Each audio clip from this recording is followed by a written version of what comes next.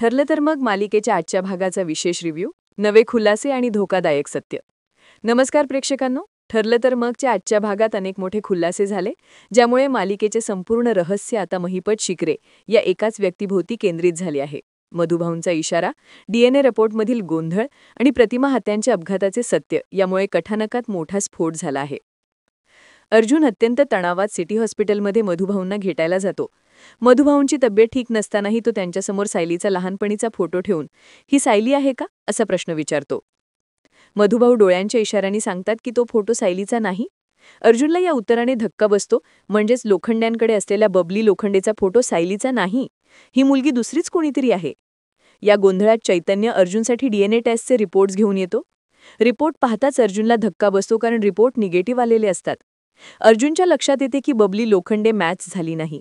पूर्वीच्या टेस्टसाठी सॅम्पल बदलले गेले होते हे आता सिद्ध झाले आहे. लोखंडेंनी पहिल्यांदा खोटे बोलले आणि आता मधुभाऊंच्या इशाऱ्यानंतर दुसरे सत्य बाहेर आले. अर्जुन पुन्हा एकदा त्या बाईला भेटायला जातो, जिच्याकडे लोखंडेंनी बबलीला ठेवले होते. अर्जुनने विचारले असता त्या बाई सांगतात की मागच्या महिन्यात महिपत शिकरे नावाचा एक माणूस सायलीचा म्हणजेच बबलीचा फोटो घेऊन त्यांच्याकडे चौकशीसाठी आला होता. लोखंड्यांनी महिपत शिकरेचे नाव घेतले आणि आता ल्याबाईंनीही त्याच व्यक्तीचे नाव घेतले. यामुळे महिपत शिकरेचा संबंध या संपूर्ण प्रकरणाशी जोडला गेला आहे. देवीच्या मंदिरात प्रदक्षिणा घालत असताना महिपत शिकरेच्या हातात असणारे धूपारतीचे भांडे आणि कापराची आग पाहून प्रतिमा आत्या पूर्णपणे घाबरतात. महिपत शिकरेचा चेहरा पाहताच आणि हातातली आग जवळ येताच प्रतिमा आत्यांना अपघातापूर्वीचे सर्व क्षण आठवतात. प्रतिमा आत्या मोठ्याने ओरडतात आणि बेशुद्ध पडतात. शुद्धीवर आल्यावर सायली प्रतिमा आत्यांना महिपत शिकरेचा फोटो दाखवते. फोटो पाहताच प्रतिमा आत्या पुन्हा घाबरतात आणि ओरडतात, तो माणूस. त्या महिपत शिकरेला मारहाण करू लागतात.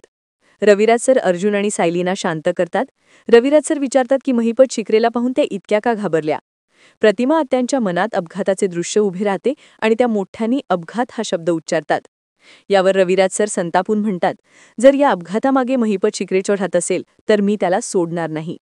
याचा अर्थ महिपत शिकरे हा केवळ सायलीच्या जन्माचे रहस्य दडवणाराच नाही, तर प्रतिमा आत्यांच्या अपघाताचा मास्टरमाइंड देखील आहे, हे आता समोर आले आहे.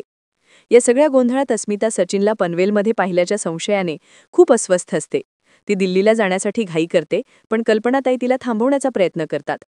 पुढील भागात महिपत शिकरे आणि प्रतिमा आत्यांच्या अपघाताचा संबंध अर्जुन आणि सायली कसा उघड करतील, महिपत शिकरेला शिक्षा मिळणार का, आणि बबली लोखंडेच्या फोटोतील ती मुलगी नक्की कोण आहे, या सगळ्या प्रश्नांची उत्तरे आपल्याला लवकरच मिळणार आहेत. धन्यवाद.